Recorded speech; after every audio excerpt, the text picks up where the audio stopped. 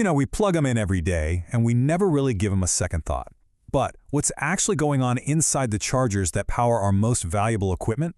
Let's get into it, because there's a hidden story here that could be costing you a whole lot more than just electricity.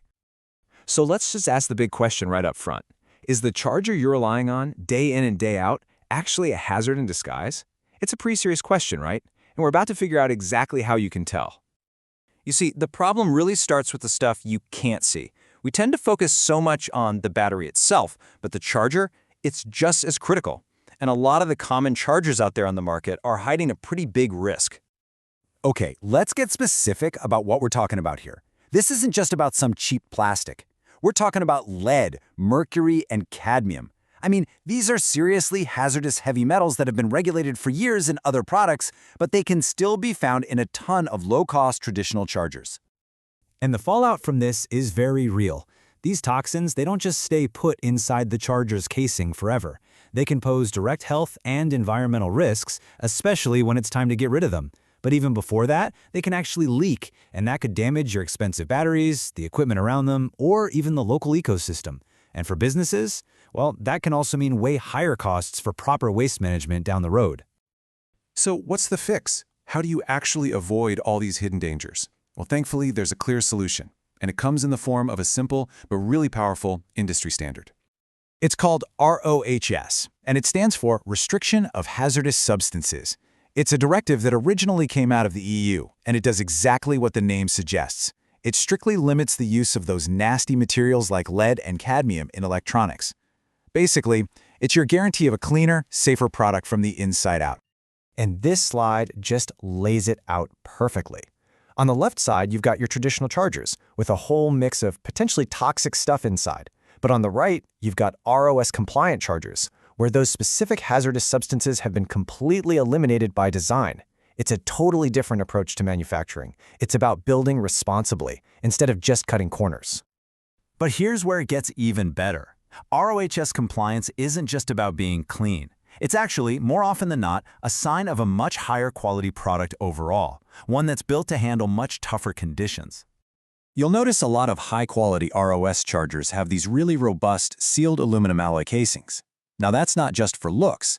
That aluminum is fantastic for getting rid of heat, which keeps the charger running cool and efficient. It also gives you amazing resistance to corrosion, which is a huge plus in tough environments.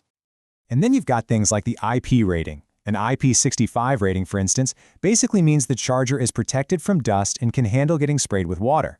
So if you're in a marine setting, working outside, or just in a damp workshop, you can feel confident your charger is going to keep working reliably. It's about building for the real world. All of this really comes down to protection. Not just for the charger, but for your batteries.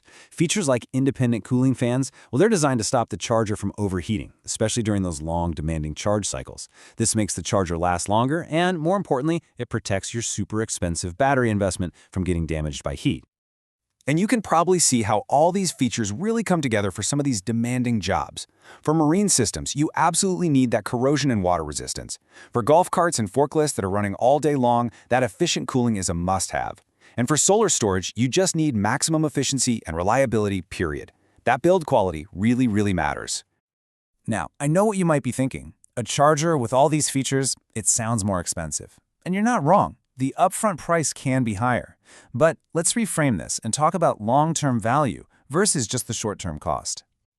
This table really breaks it all down. Sure, the non-ROHS charger has a lower price tag, but it comes with all those hidden risks of toxin leaks and potential equipment damage. It might not even meet regulations, which could lead to penalties.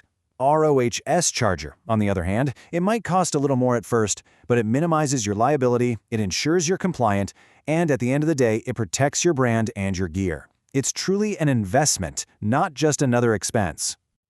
Okay, so now that you're armed with all this knowledge, how do you actually go out and choose a charger with confidence? Here is a super simple, actionable checklist to make sure you get the right charger for whatever you need. First things first, always look for that official ROHS mark.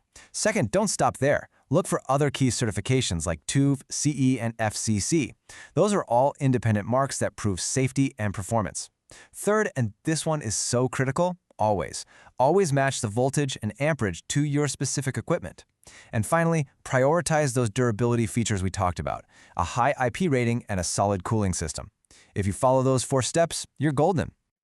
So we'll end on this thought. You've invested a lot of money in your boat, your forklift, your solar setup, your whole fleet of golf carts. The big question is that humble little charger you've paired with it truly protecting that investment, or is it a hidden risk just waiting to cause a problem? Now you know how to choose.